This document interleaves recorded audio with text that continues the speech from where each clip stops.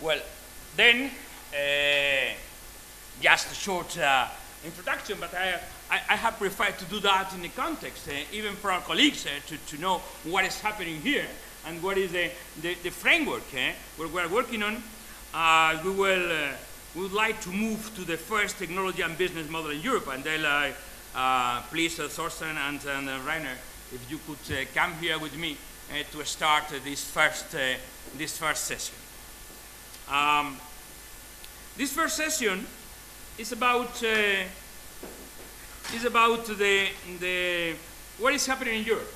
To say that, in two different countries, and I will introduce now our speakers because they represent two different things, but very well known in Europe. From one side, Thorsten Kluwe, I don't know if I have pronounced well, your name, but he is at this moment the co-founder and chairman of the University Industry Innovation Network located in Amsterdam. And then this is a base global network dedicated to entrepreneurial universities, collaborative innovation, and university-industry relationships. That is closely related to the activity. It was created just with the aim of supporting this process of interaction, and then probably the concept of partnerships I have mentioned before is close connected to your activity. And he will present that. He was working, even he was working here in Spain, part of the time in the Technical University of Valencia, no? If I remember well. Then he knows more or less what is the Spanish context to help us in this process. And Rainer Nagel? Nah, it's much more difficult for me. He is the assistant to the former president of the Fraunhofer Institutes and member of the Fraunhofer Integration Alliance, an expert group to bring Fraunhofer competences together to approach a solved systematic applied research challenge. Fraunhofer is a very well-known set of research institutes in Germany, and well, sometimes we were also interested in exploiting the relationship with Fraunhofer to invent something here close to the Fraunhofer. And I remember those times when I was working at the ministry in some formal positions to see, well, how to create here in Spain something similar to that, no?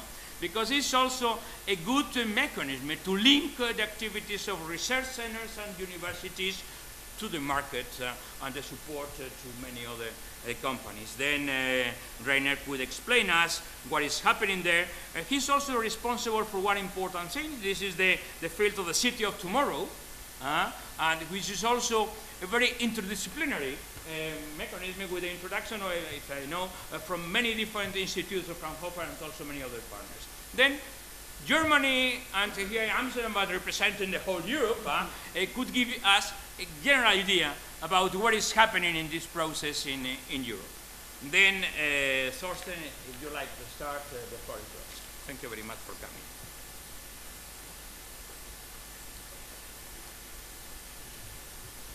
If you'd like to stay here, I could.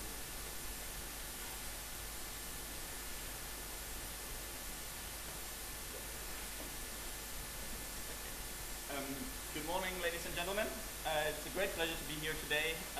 Obviously, as a chairman of a network on university-industry relationships, this is a topic I'm passionate about, and why I think this is really important to drive our society. Innovation coming out of universities and making it to the market. And I'm very glad to be here today because I think these kind of network events are really the events where we can learn. So you stressed this already. We can learn from papers, but obviously having direct exchange, changing ideas, seeing presentations, new models. We will have networking sessions later on. This is a space we can use to really learn from others, or we should use. A general overview of my presentation. First I will make some general remarks on how we see what is going on, what is our perspective, and especially also my perspective and my background. What is going on in Europe, food for thought, some approaches, tools, you can see different models to look. to look at when you want to develop or further develop a model for a university, how to move forward, and finally a conclusion.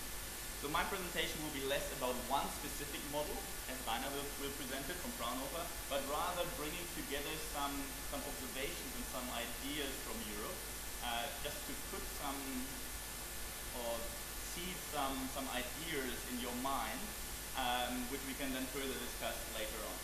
So I might go through some slides rather quick, because there's various different stakeholders here which have different aims.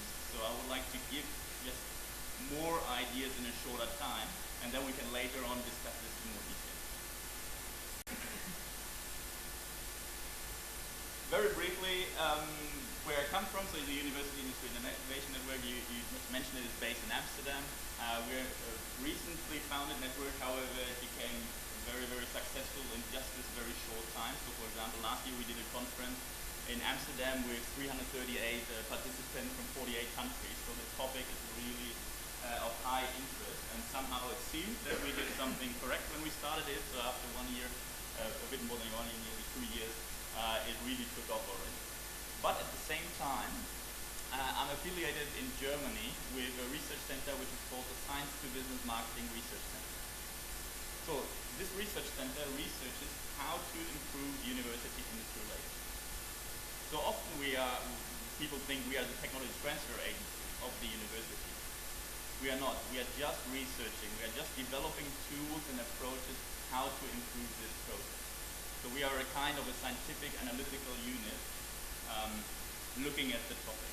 So I have a network perspective as well as a scientific or analytical perspective. And this perspective comes from marketing. So we are affiliated with the business department, and what we do is we take the lens of marketing. We think in markets and customers, and this is very important. And you will see that maybe in some of the slides, because I will refer to customers' needs and wants and market all the time, because that drives the commercialization of technology or the interaction in a broader sense with industry. I would like to start with a quote. The university of the future will only be capable of surviving if the best basic and applied research is accompanied by the best teaching and best management. I'm not fully agreeing here with the former innovation minister of the state of North Rhine-Westphalia in terms of the best basic and applied research and the best teaching and best transfer. There's only one best.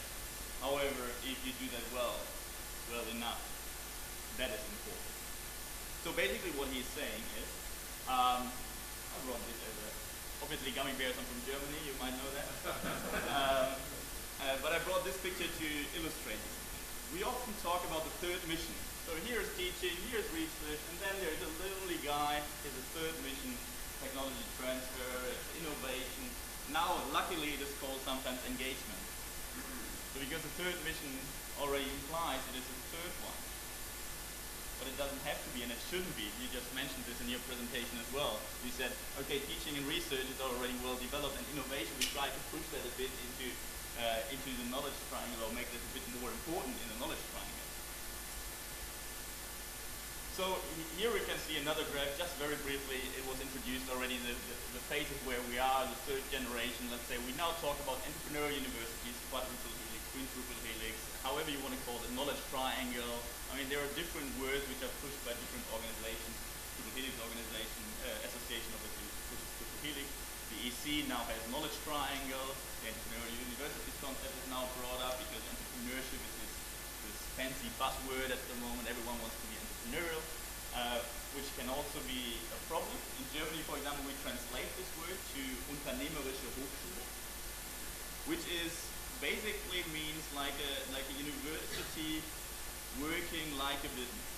And many people don't like that in the university, saying like you are a business-like university or business-like university. So that creates a lot of problems, and researchers say, no, I didn't go to university, or I'm not working for a university to work for business.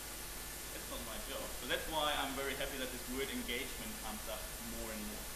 So for example, Simon Fraser University, they say we are the engaged university. So we engage with communities, with research, and with students.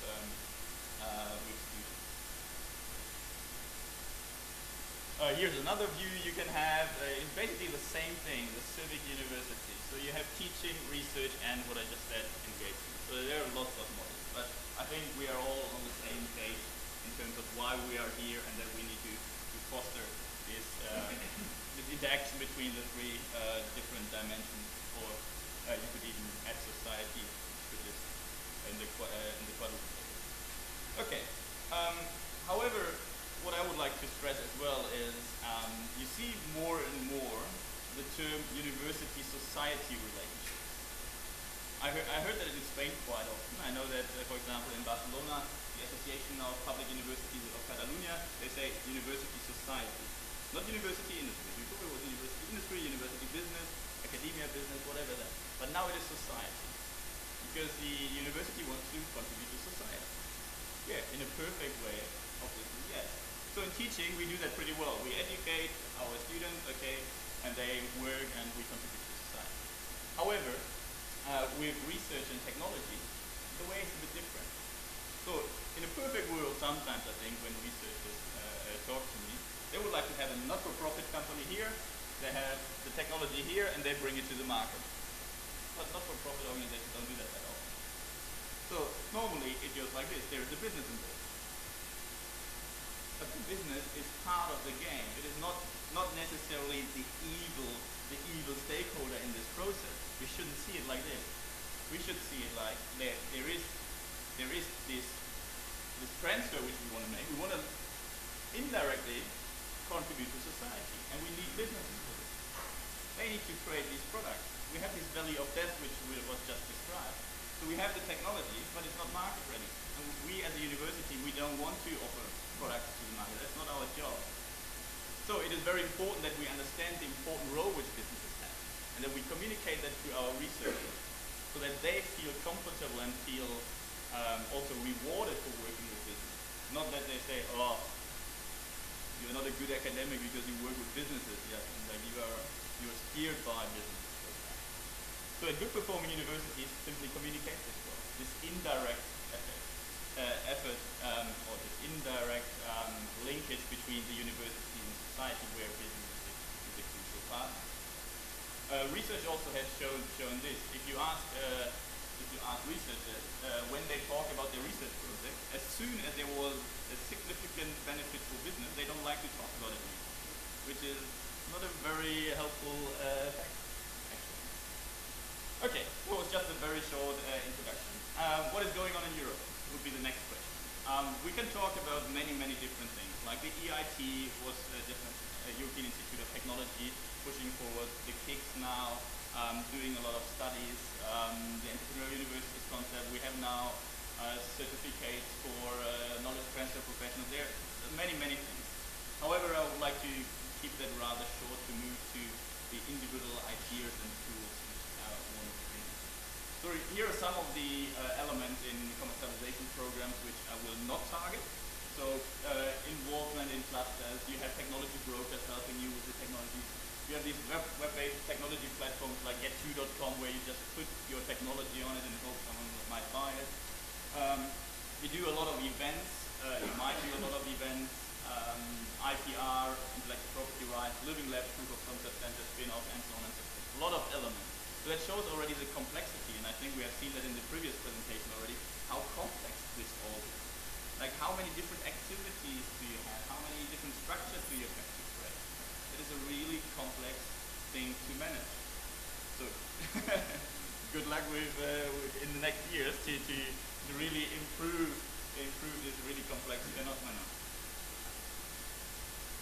But what I want to stress here as well is that when we have to manage it, we have to think of a two-sided market. Here again, here's the marketing person to speak. So we have, on one hand, we have a business. So we want to work together with them, sell them technologies, do whatever kind of interaction with them.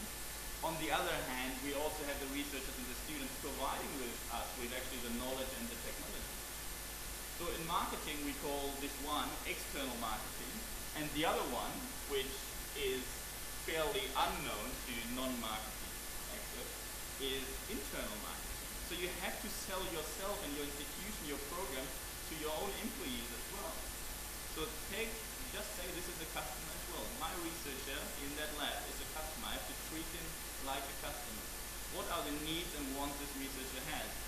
Because then, only then, if you can address these needs and wants, if you can give him the incentives he or she wants to have, if you can change the mindset, only then they will contribute to your overall goal of increasing your engagement with industry.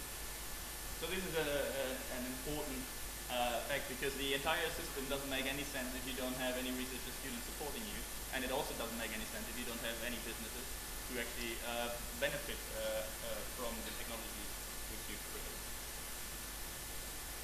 So I just took a statement from Abraham Lincoln: if I had 6 hours to chop down a tree, I would spend the first hour sharpening the axe. So also think a lot about the different elements which you have to create or which you have to foster in the model before you actually implement them.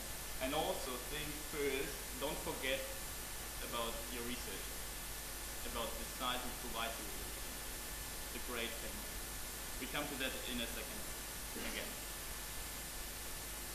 Okay, so 4 key development in Europe. So there's a long list I could present you on 30, 40 different developments. However, I try to focus on a couple. Stronger push of the third mission by the European Commission. I just mentioned a couple of programs.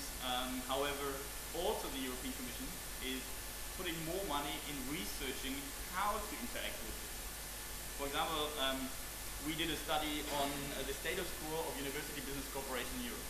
There was another study which was about pretty much about IP, as IP commercialization as part of university installation. Now there was a study on how to measure the impact of university business cooperation. So the European Commission pushes this project quite a lot. So they see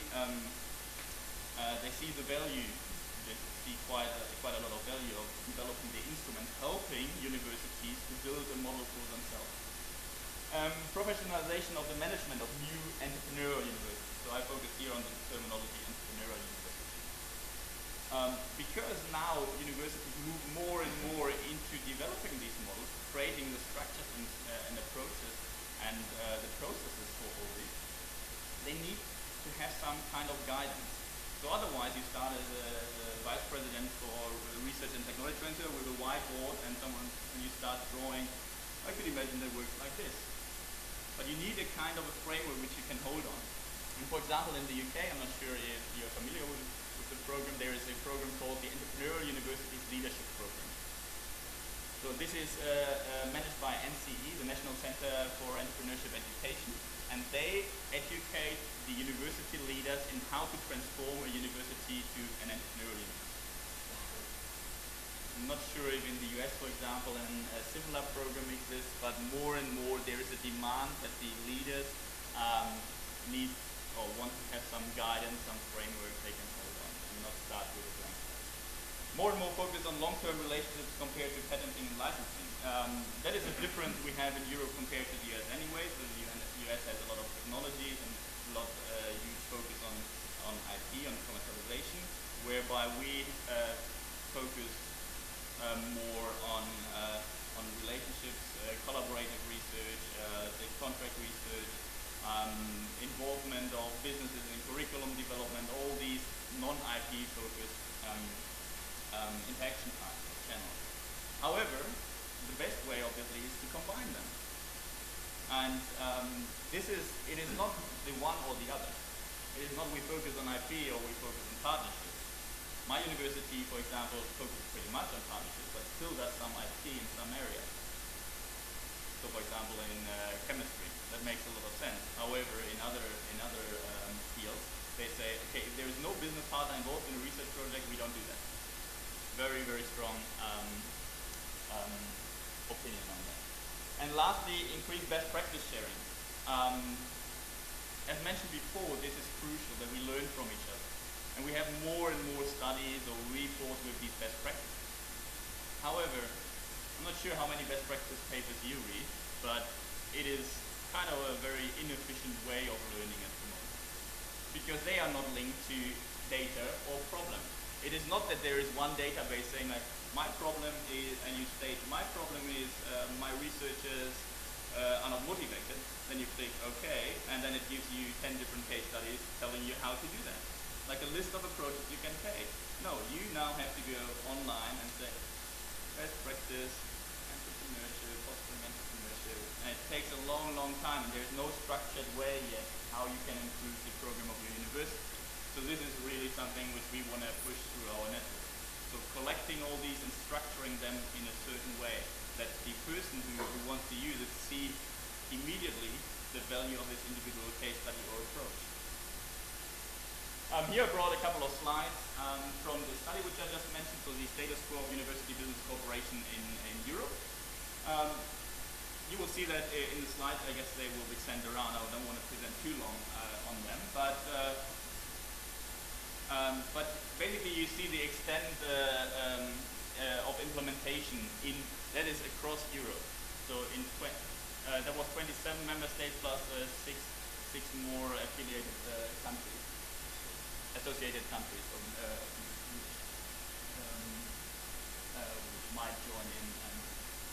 Okay, so here for example, you can see the dedication of resources, the provision of incentives for academics to encourage UBC, the inclusion of cooperation with business as part of the assessment, or as part of the work performance assessment for academics are very, very low developed. So these two here, again, are the internal marketing side, not very well developed. So we have to work on this. However, if you look to this slide shows you how important these factors are in terms of the extent of interaction researchers do. So, and where you find them is at the top. They have the highest influence, however, they are the least developed. Unfortunately, just to give an example of, that is also a good example of a not market-ready product coming out of research. This study was financed or funded by the European Commission, Vídeo, Education and Culture. However, at the end of the project, there was one report for Europe. One report. Entire Europe. That's it. That's how Europe works. There were no single country reports. There were no analyses per channel of interaction. For example, it covers 8 different channels. Collaboration R&D, collaboration in curriculum development, commercialization of IP, spin-outs, entrepreneurship, and so on. So I compare this sometimes to a not market-ready product, because what you want to have is a bit more target-oriented advice. Here this is general advice how Europe works, but you want to know how that works in Spain, and how that works in Spain in terms of commercialization of IP in this very particular case. So the guys who did the study, they are further analyzing the data, but as it is not funded by the European Commission, that takes quite a long time. However, I think in 2 or 3 weeks the report for Spain will come out, a dedicated report for Spain. So if you want to get informed about when it comes out, please just maybe give me your business card or so on, and then I will inform the members who will prepare this. And the study basically looked at the strategies, here the structures and approaches taken within HCIs, as well as operational activities. So it gives you a good idea of what is happening in Europe, what kind of elements or what kind of structures are put in place, and which are not put in place very often or not very successful. I will not go through all these slides, because I want to focus more on some other ideas. Which I want to quickly mention here. So what could be elements or what could be instruments to be used in the commercialization? So what we do, for example, we use student projects to drive commercialization projects. So if a professor has or a researcher has a technology, we give it to a student group who wants to learn entrepreneurship anyway and develop a project for it. They have to do that as part of their course. So we try to bring in the researcher with his idea and say, here, these master's students work for 3 months on developing a business plan for this student. So you have the combination of research and teaching. The next one, we discussed this already, so I can skip some of them. We call it resource recombination, so that is a technical term. I think it was mentioned before, technology integration. We sometimes also call it creative coupling, because recombination, that looks like, okay, we use it a bit. Creative coupling is a bit more positive. as a strategy. Integrate entrepreneurship skills and commercialization efforts in job offers. So often we talk about, okay, we have to train our researchers. But why aren't we putting that already in the job offer? You are expected to also be involved in commercialization efforts of the research. And we expect you to work entrepreneurial, to look for market needs whilst you develop the technology. So we shouldn't just make the huge effort of training people which are already in the institution, but especially put that in all job offers for future professors and researchers. Create an international network of support organizations for global commercialization. That was also just mentioned, so I can skip that more or less. This might be technology broker associations, there might be IP law firms in different countries, and so on and so forth. Integrate transfer achievement in performance review and promotion of research. At Texas A&M University, for example, you have two different ways how you can become a professor, a tenure professorship. And the one is the classical one by publication, and the second one is by the generation of third-party money. So that is a new way. And if we say innovation or third mission is an important factor in our university strategy, then we might also consider doing promotion based on third-party money coming in from applied research. The next one, create incentives that really work. We want to have the world-class researchers to be part of the game. So often we have the problem, we do a workshop for a group of researchers, and basically the guy who is doing the workshop tells us, we don't care about the 9 researchers there, this one person is very important for us because he's world-class. And then you need to create the incentives that really work. So try to analyze the researchers, what are their needs, what do they really want. At my university, for example, we took all the space from professors and researchers, which they had more than they would have given by the government. So they had more lab space than they should have by law. We took it, and then we gave it to those who received more third-party money. Because space is the most limited resource in a university, at least in our university, after money. Consider industrial secrets as a strategy, especially for spin-off and collaborative research. So what works for Coca-Cola might also work for university technology knowledge. So why going through this pain of patenting if you can first keep it as a secret, maybe further develop it and then decide later. Next one, make academic entrepreneurship cool. So that is what I mentioned before a bit, is changing the mindset, creating awards for those who transfer technology. There's a nice statement which says, 20 years ago it was cool to be in a bank, today it is cool to be in a startup. So make this a bit more interesting for research and students. Develop your own and accepted technology assessment model or tool and share it with your researchers. Rather than just saying, oh, we have this tool in our tech transfer office, come to us with your technology and we assess it. Also give them access to the tool so that they can play with it and can use the tool already to use it during the different phases of technology development. Next one. Aim to automate your technology publication process. That depends a bit on external, so I will skip that. Include the market voice in every project. So often you have these FP7 projects, and obviously you write your chapter on sustainability and transfer, but how often is that really executed? Not that often. You put that in a proposal and then it doesn't work. So then you also have nothing to transfer afterwards. So include the market voice, the market partner, usability test or whatever in your project. In general, create a strong research and commercialization profile for your institution.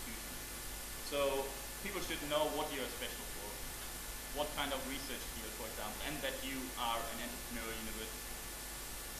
And obviously you can also combine these approaches. So as an example, a student group researching complementary technologies. So you say, okay, that technology has no value in itself, so let's think about resource recombination or technology integration. I put a student group for 3 months working on that, and they identify, is there a complementary technology? If yes, maybe we patent it, if not, not. Okay, I think in terms of the time, we send out the slides around anyway, because there are some more models which can be used. It is not necessarily a model which you can apply in your institution. It is rather that you check if you have all the different elements you need in the model. And website.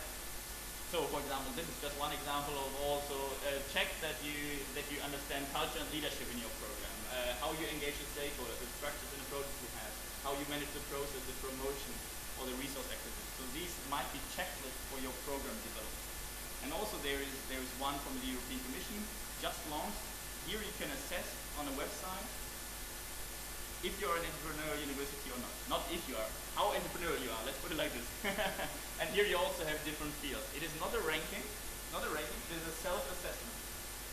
So you and your researchers, your students, you assess your institution and then they highlight the challenges which you still have to address. AGIinnovate.eu. Okay, what I will focus on at the last, I would also like to invite you to the next conference we do, because I will do that in Spain, in Barcelona. As I said, sharing knowledge on events is in our opinion the most important way to do that. So we will have a conference in April 23 to 25 in Barcelona. The abstract and the deadline for proposals for discussion groups, for posters, for academic papers finished yesterday. However, if you are really interested, just drop me an email and then I see what I can do. Okay, finally, conclusion. When developing your technology-based entrepreneurship model, please remember to focus on both your internal and external customers. Always keep that in mind. Maybe check your university. How much are we doing with our external customers and how much are we addressing our internal customers? Learn from others. Learn from initiatives, activities, from these kind of workshops.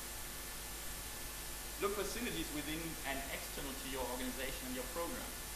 So what is meant by this, as it was on one of the other slides, is you can combine your technology commercialization program very well with your collaborative research program. So look for synergies between the two, don't see them separately. And finally, manage the change process. So what is meant by this is don't look just at your program, but also look that you take all the people involved in this program with you. You can't just say this is the new model. You have to bring them through the different phases. So they have to be aware of it, they need to feel the desire, they need to develop the knowledge, they need to develop the ability, and later you have to reinforce that they are really interested in it. There is a model which is called the acto model, which explains to you how to perform a change process on both levels, from the model which you develop as well as the stakeholder development. Thank you very much for your attention, and I would be glad if we have time during lunch or cocktail, I think, tonight to further discuss some of these approaches. Thank you very much.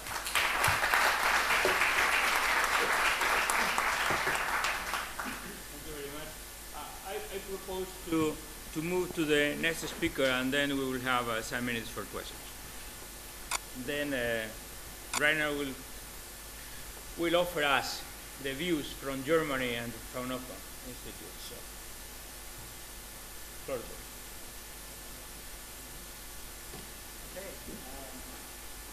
First of all, thank you very much for inviting me to give you some insights about the Fraunhofer model and to explain to you what we are doing now at the Fraunhofer Society to bring research on the university level closer to you. Do you understand me?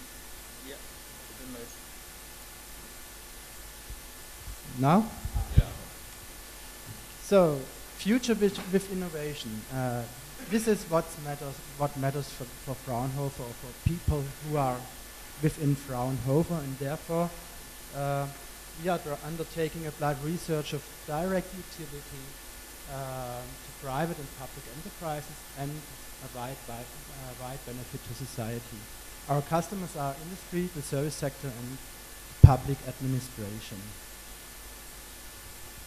Our main administrative headquarters is in Munich, but the core of Fraunhofer are the Fraunhofer Institutes, and they are widespread over Germany. We have right now 66 institutes, 6 more than on the slides, more than 22,000 employees, and a budget about 1.9 billion euros a year. One special thing is all those institutes work as profit centers. So we have each of these institutes has a unique selling point, but they are just struggling against each other when it comes to company contacts and company research. 1/3 of our budget consists of incomes from industrial projects. Projects we are making directly with our industrial partners, and spin-offs by Fraunhofer researchers are encouraged, but they are not the aim of what Fraunhofer does. We were funded after the Second World War with 2 missions. The first mission was do research for the industry in Germany, which was not that well established after the Second World War, you can imagine. And the second mission was close the gap between university research and industrial research. And from the starting point in 1949, we grew up to 66 institutes. I mentioned that, to 22,000 employees and a budget of 1.9 billion euros. Our success factors, I would say, is a well-established position in the innovation system of Germany. I will mention that, I'll stress that later. An agile, decentralized structure, close relationships to universities, direct involvement of industrial advisors to the institutes, and the competition and cooperation among institutes. As our customers go global, Fraunhofer as well goes global, and therefore, just in the last 10 years, we funded more than 30 subsidiary centers, project centers, representative offices, senior advisors or strategic corporations worldwide. One to mention, a subsidiary is a single legal entity in the market where it's operating, for example, in the US. And it's a one-to-one correlation to an institute in Germany. And a center is one-to-n correlation to institutes in Germany, but also it's a legal entity of its own in the market where it operates. That's the most interesting slide, I would say, when it comes to the funding of Fraunhofer. And there you see 1/3 of our funding comes from a base funding which is provided by the German government. Just 1/3. 2/3 of our funding and of our costs we have to do in direct cooperation with the industry in industrial projects, sometimes funded by the federals and the Länder governments or the European Commission.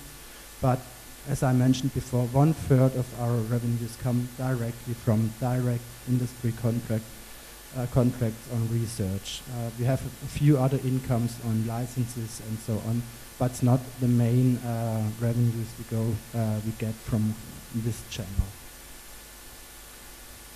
Internally, we are organized in 7 groups, from information and communication technologies over life sciences, microelectronics, lights and surfaces, production, materials and components, to defense and security. That's one side of the coin. That's the internal side. The external or market side are the Fraunhofer alliances which are just nearer at the needs of our customers. There we have a few more, from adaptronics or ambient assisted living, automobile production, battery research, building innovations, up to water systems, traffic and transportations. And the field I come from, cities of tomorrow, didn't made it up until now to a Fraunhofer alliance, but we are on the way to build a new alliance on cities of tomorrow. To understand Fraunhofer, you have to understand a little bit of German research landscape. And this is just a possibility to show you that. We have on the one hand, on the x-axis, the funding, on the left hand side, institutions which are predominantly institutional funded, and on the right hand side, institutions which are predominantly private funded. And on the other axis, we have the 2 different research things, like fundamental research or applied research. And then you see that we have, for example, the Max Planck Gesellschaft, which is mainly predominantly institutional funded, and which is dealing with fundamental research. Sometimes they do a little bit of applied research. For example, when the innovation of the saran glass, which you see on the cooking fields, it comes from the Max Planck Gesellschaft, but they invited that for big telescopes in the Atacama Desert, and then they saw, okay, this material is very stable. You don't get scratches on it from sand or something like that, and it doesn't move on temperatures. And that was the right thing, just to do it with the cooking plates. Or the Teflon pen, for example, is another innovation which came from Max Planck. But usually they are doing fundamental research like the Helmholtz-Gesellschaft and like the universities. Another point I want to stress is that 2/3 of the total revenues in Germany, the expenditures on R&D are made by industry. And just in between Fraunhofer is located with our 33% basic funding, and there we are doing basic research or some kind of basic research, and the 2/3 of funding which comes from industry and cooperations with industry. And we already heard about the value of DEF when it comes from university scientific research to innovation, and Fraunhofer is located just in the middle as a non-profit organization, as you mentioned before on your slide. We take the results driven by universities or driven by Max Planck, for example. We convert them, we look at them, and we think about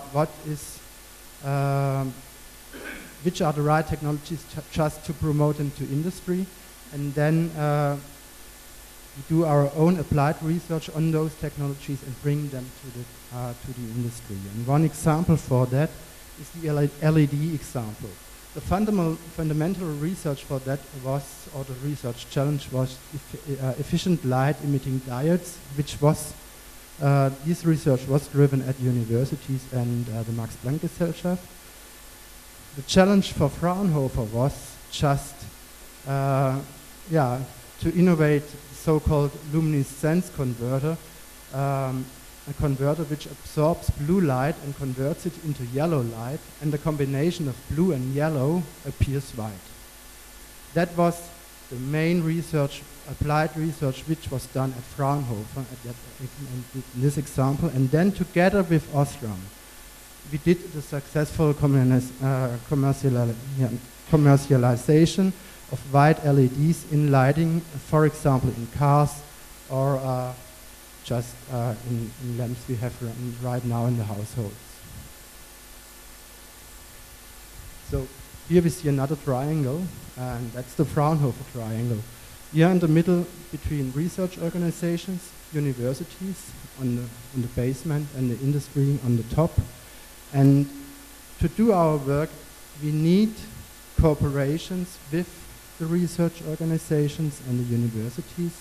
On the university side, we have institutional cooperations for that. Usually, every head of a Fraunhofer Institute holds a chair at the university where the institute Fraunhofer is located. So we have both together Fraunhofer and the industry and the universities in an institutional cooperation.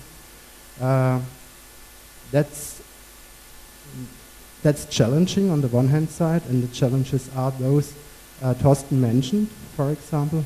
But on the other side, we have benefits from that because we get the talents which are generated at the university, and we can grab them and take them to Fraunhofer before they go to the market. On the other side, we have Max Planck, and therefore we have a strategic cooperation with selected partners at Max Planck. And to do these cooperations, we take a lot of our basic funding just to do these cooperations with the rather and with the Max Planck organization. And then on the top we have our relations to the industry with, on the one hand side, direct contract research, but on the other hand, with joint research activities within public funding programs like the EU or the BMBF, with Fraunhofer spin-outs or spin-offs, and of course with technology licensing, and the most prominent example for technology licensing at the Fraunhofer is MP3. Some examples for those points. First example, contract research. That's the bionic handling assistant, the so-called elephant trunk. We made this research together with Festo, a company which operates in Germany, and the thing was just to establish a handling agent in a new way on the principles of an elephant's trunk. It was, and the very specialty at this point was that the Fraunhofer side brought in 2 points. The first point was how to deploy a bellow as an actuator, just to move the trunk, and on the other hand was the thing of adaptive production and the 3D printing. Those 2 parts came from Fraunhofer in the research project, and then the development of the trunk was made by Festo together, but Festo paid us for our contributions, and the IPs for that. We don't have the IPs for that. Festo has the IPs for that. That was part of the game. Therefore, we got the money for the work. When it comes to spin-off, we only have 40 spin-off projects a year, so you are quite equal to us. We have a stage gate process behind those spin-off projects, and out of those 40 spin-off projects, we generate 15 spin-offs a year.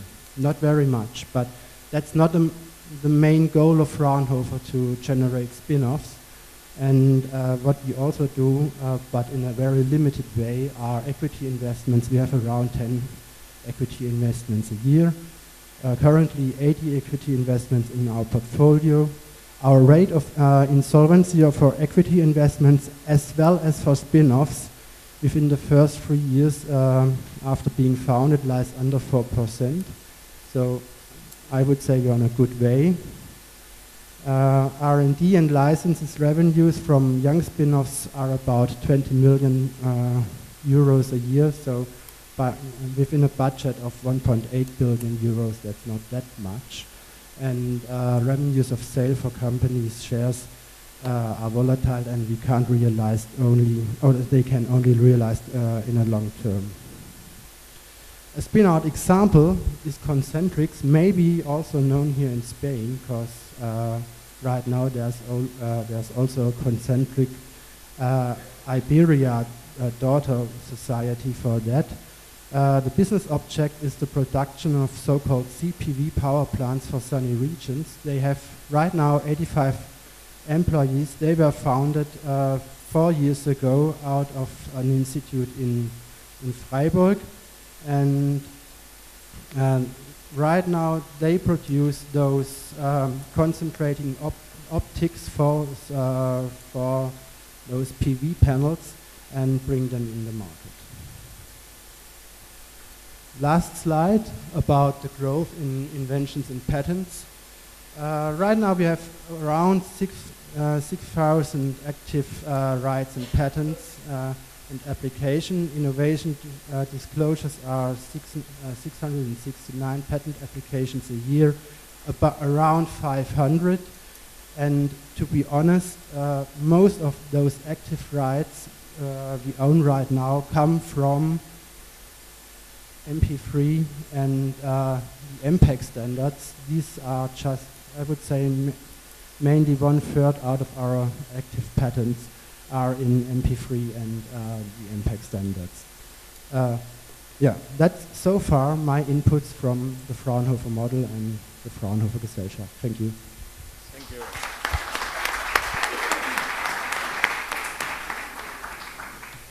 So we have some minutes for questions. Then, if you have any questions to one of the speakers, please, John. Coge un micrófono.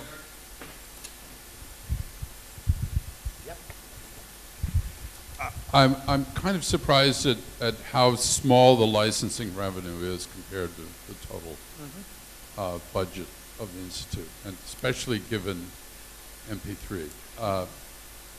Was MP3 just a particular strange case that generated a lot of revenue and you haven't really been able to repeat that, or is that just an anomaly and that most of your revenue comes from doing applied research for corporations? Most of our revenues come from doing applied research. That's our goal, and therefore we were funded. And MP3, yeah, that's a history for its own. It was a research project funded by the EU, and the research issue was learning on long distances, and therefore they had to research on standards, how to compromise those big data sets, just to send them over those long distances. And that was the hour of birth of MP3. And afterwards we tried to sell MP3 and the licenses to German companies, but they didn't want it. And the first one who wanted was Thomson. That was the first one. The second one was Apple. And yeah, then everything came all of a sudden. But that's not our main goal to do licensing and to do spin-offs. Our main goal is to do research for industries, especially for small and medium companies, and to do joint research with the bigger ones. So these are our main two goals at Fraunhofer. Hello. Hi, my name is Jesus Ruiz. I'm from Banco Santander. My question is around the same subject. It looks that, to me, that the success of the Fraunhofer Institute is very dependent on the existence of big industrial companies in Germany. For example, the royalties of number of spin-offs just prove the point. Imagine that you would be in a country with zero or almost zero companies like that. What would be the success factors or the key elements on your strategy? The key success factor out of my point of view are the people working at Fraunhofer. That's the first thing, because they have to be researchers on the one hand side, but they have to be entrepreneurs on the other one, and they have to be, I would say, research and development managers. They have to know their customers, and then it doesn't matter that much if you have big companies or if you have small companies. The issue is that you have to have customers which are in innovation and which want to do research and development. That's the main point. I wouldn't say they have to be big or small. They want to do research and development. And for example, when we are working with big companies, usually these are of course bigger projects, but we are very limited in the way we can contribute to those projects. On the other side, when we are working with smaller companies, they are very open, and they also take advice from us how to develop their solution in a better way. And the main limiting factor for this is the money, because those small companies don't have that amount of money to afford Fraunhofer in a direct contract research contract. So usually we are working with the smaller ones in funded projects, funded by the EU or funded by the federal state, and the bigger companies, with those we are working in direct collaboration. But on the other hand side, it's an issue for Fraunhofer and the people at Fraunhofer. They rather like to work with the smaller ones than with the bigger ones. Because they say, well, we are not Daimler and we are not BASF or something like that, and we don't want just to be the longer workbench of them. So, and that's very often the point when we have direct research contracts with those big companies. And in the smaller ones, we can be more researchers than in the bigger contracts. Yes, another question there.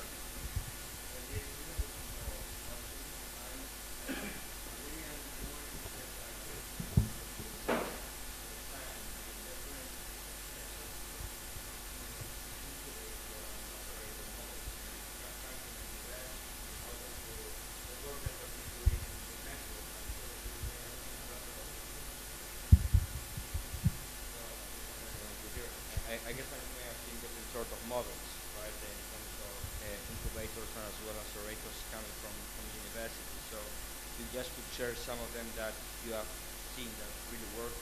Then obviously we'll hear later on from our American colleagues, I mean, what's happening in the US, but we would like to get some ideas from you. Thank you. I guess there are the classical examples often mentioned in the UK, or Aalto University. Aalto University is a famous example. Always given, you can look at Oxford, at Cambridge, of these which are documented. However, there are also these little universities, 20 University in the Netherlands, just across the border of Germany. They focus pretty much on spin-outs. And they just found their focus and say, okay, we develop the entrepreneurial mindset and focus pretty much on spin-out. And they have the highest number of spin-outs in the entire Netherlands. So it really depends on in which direction you go. For example, with incubators, I would say maybe then the best organization to speak with is EBN, the European Business Incubator Network. Philip Bunry, the CEO of EBN, he could give you really target-oriented advice for your specific setting here, because it might be very different. I mean, you can learn from a specific incubator in the UK, but if the setting is completely different, maybe it makes more sense to learn from an incubator in Turin, in Italy, because the framework is or the environment is more similar. So also why I like these events is because you meet people who are not working at these famous examples. So not everyone has a large university, and not every university is in a big city like Madrid and has this environment. But there are lots of smaller universities, and they have to learn from other smaller universities more in the countryside, for example, where there are not the big companies like BMW in Munich. They have to set up a different kind of framework. They might even have to create a stronger profile. That's what I just thought when you discussed the success of Fraunhofer. The employees are very important, but also in Germany, Fraunhofer has a very good and strong profile. Companies know if I want to go somewhere for research, applied research, we go to Fraunhofer. That might be still a problem of the German universities because they are not communicating it well, and they started very late with their third mission. Maybe that changes, but Fraunhofer did a really, really good job positioning themselves so that German companies first think about Fraunhofer. We did a study and asked companies, do you think that you could cooperate with universities in terms of research? Many said no, we don't see that much value in it. So we don't know how they could help us, because they don't have the idea of universities developing technologies to a degree that they can pick it up, so that they can further create products and services from it. I think Germany is in that sense a bit behind in terms of university research, to be honest. We found that in our work as well. Every time we present models somewhere, that is abroad. Nobody in Germany is interested in our model. We are based with the research center, we are based in Germany. With the network, we are based in Holland. But in Germany, it is really difficult to promote this entire concept of university-industry relationships. Abroad, the US, from South Africa to Australia, UK especially, they are very interested in learning and developing it. Germany is a bit more careful. Well, we need to finish. this session, coffee break is there, but also apart from the coffee break, we have also implemented a set of plasma TVs on the corridor with the idea of presenting some UPM technologies. And if you are interested on that, please speak with people around the plasma TV to know more about these kinds of technologies. Then enjoy the coffee break, and we will come back again in half an hour.